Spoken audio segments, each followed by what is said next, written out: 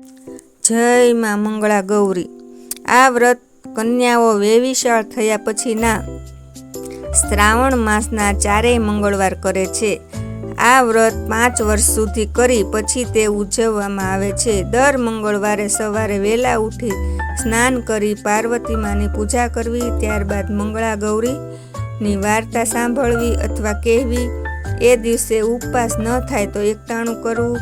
આ વ્રત પતિના સુખ, સંપત્તિ અને આયુષ્ય માટે છે। એક ગામમાં એક બ્રાહ્મણી રહે। બંને માણસો ખૂબ જ દયાળુ અને ધાર્મિક વૃત્તિવાળા હતા। બ્રાહ્મણનું નામ ધર્મપાલ અને બ્રાહ્મણીનું નામ ધનલક્ષ્મી। તેઓ બધી રીતે સુખી હતા, પણ તેમને એક પણ સંતાન ન હતું। આથી બ્રાહ્મણ અને બ્રાહ્મણી ઉદાસ રહેતા। આ બ્રાહ્મણના ઘેર એક દિવસ સાધુ મહાત્મા પધાર્યા। બંને માણસોએ તેમની ખૂબ જ આગતા સ્વાગતા કરી। સાધુ મહાત્મા બ્રાહ્મણીના ચહેરા ઉપરની ઉદાસી જોઈ ગયા। તેમણે કહ્યું, હે બ્રાહ્મણ, તું કેમ ઉદાસ લાગે છે? બ્રાહ્મણે કહ્યું, હે મહાત્મા, મારે ઘેર શેર માટીની ખોટ છે। આ ખોટ પૂરવા તમે કોઈ ઉપાય બતાવો। સાધુ મહાત્માએ કહ્યું, હે બ્રાહ્મણ, તું પાર્વતી માનું તપ કર। બ્રાહ્મણ તો બીજા જ દિવસે સાધુ મહાત્માએ બતાવેલા શંકર પાર્વતીના મંદિરે જઈ મંગળા ગૌરી પાર્વતી માનું વ્રત કરવા લાગ્યો। માતાજી તેની અંદરની ભક્તિ જોઈ પ્રસન્ન થયા અને બોલ્યા, હે બ્રાહ્મણ, હું તારા ઉપર પ્રસન્ન થઈ છું, માટે માંગે તે આપું। ધર્મપાલ કહે, માતાજી, મારે કશાની ખોટ નથી, માત્ર એક પુત્રની ઈચ્છા છે, પણ ભાઈ તારા નસીબમાં સંતાન સુખ નથી। ગમે તેમ કરો માતાજી, પણ જો મારી ઉપર પ્રસન્ન થયા હો તો મને એક સંતાન જરૂર આપો।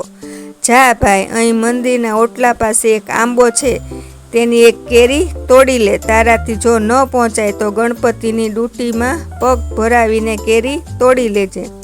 ઓટલા ઉપર જ ગણપતિની મૂર્તિ હતી। ધર્મપાલે ગણપતિની ડૂટીમાં પગ ભરાવી એક કેરી તોડી, પણ તેને લોભ જાગ્યો એટલે તેણે ફરી બીજી વાર ગણપતિની ડૂટીમાં પગ ભરાવીને બીજી 2 કેરીઓ તોડી।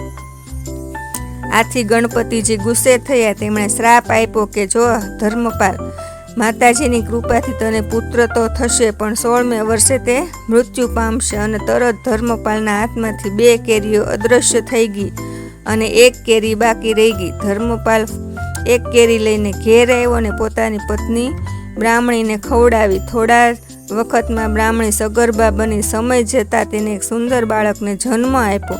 આ બાળકનું નામ શિવ પાડ્યું। શિવ દિવસે દિવસે મોટો થવા લાગ્યો। 10 વર્ષે તેને જનોઈ દીધી। પછી તેના મામા સાથે તેને કાશીએ ભણવા મોકલ્યો। મામો ભાણેજ કાશીએ ભણવા જતા હતા। રસ્તામાં એક ગામ આવ્યું। આ ગામને પાદર એક કૂવો હતો। મામા ભાણેજ પાણી પીવા માટે કૂવા પાસે ગયા। કૂવા પાસે 3-4 છોકરીઓ પાણી ભરવા આવી અને ઝઘડતી હતી।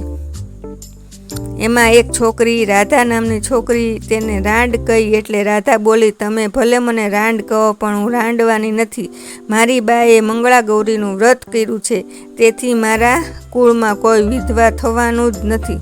મામા ભાણેજ આ વાત સાંભળી ગયા। મામાને થયું કે જો શિવના લગ્ન આ રાધા સાથે કરવામાં આવે તો શિવનું મૃત્યુ નહીં થાય।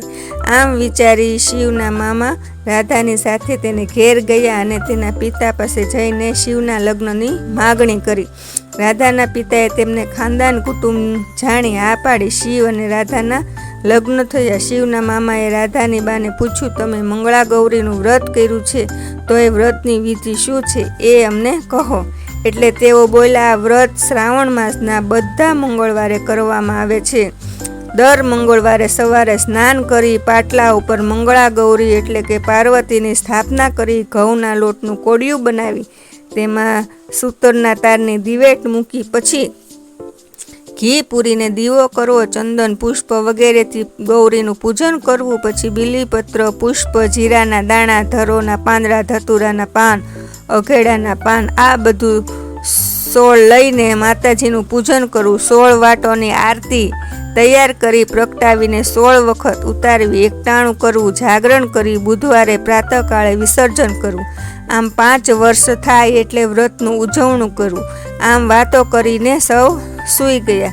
સવાર થતાં મામા ભાણેજ કાશીએ જવા સાસુ સસરાની રજા લીધી. બંને જણા કાશીએ ગયા. શિવે થોડા વર્ષમાં પોતાનું ભણતર પૂરું કર્યું. પછી તે વળતા પોતાના સાસરે આવ્યો ને રાધાને પોતાને સાસરે લઈ જવા જણાવ્યું. શિવે સસરાને ત્યાં રાતવાસો કર્યો. શિવને રાધા એક ઓરડામાં સૂતા હતા. એવામાં રાધાને સપનામાં મંગળા ગૌરી આવીને કહ્યું, બેટા રાધા, જલ્દી ઉઠ, તારા પતિને નાક કરડવા માટે આવ્યો છે, એને જડ દૂધ આપી દે. તેથી તે દૂધ પીને ચાલ્યો જશે. રાધા તો ફટાક દઈને ઉઠી ગઈ.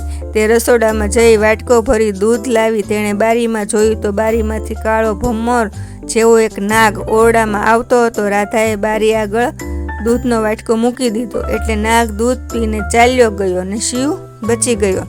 સવાર થતાં રાધાએ આ વાત માતાને જણાવી. માતાએ કહ્યું, બેટી, આ બધું મંગળા ગૌરીના વ્રતનો પ્રભાવ છે. હવેથી તું પણ આ વ્રત શરૂ કરી દે. રાધાએ પણ મનોમન વ્રત કરવાનો સંકલ્પ લઈ લીધો. બીજા દિવસે શિવ અને રાધા પોતાને ઘેર આવ્યા. મંગળા ગૌરીના વ્રતના પ્રભાવે શિવ બચી ગયો અને તેનું આયુષ્ય વધી ગયું. હે મંગળા ગૌરી, આપ જેવા રાધાને ફેળા તેવા આ વ્રત કરનાર સૌને ફળજો. જય મા મંગળા ગૌરી.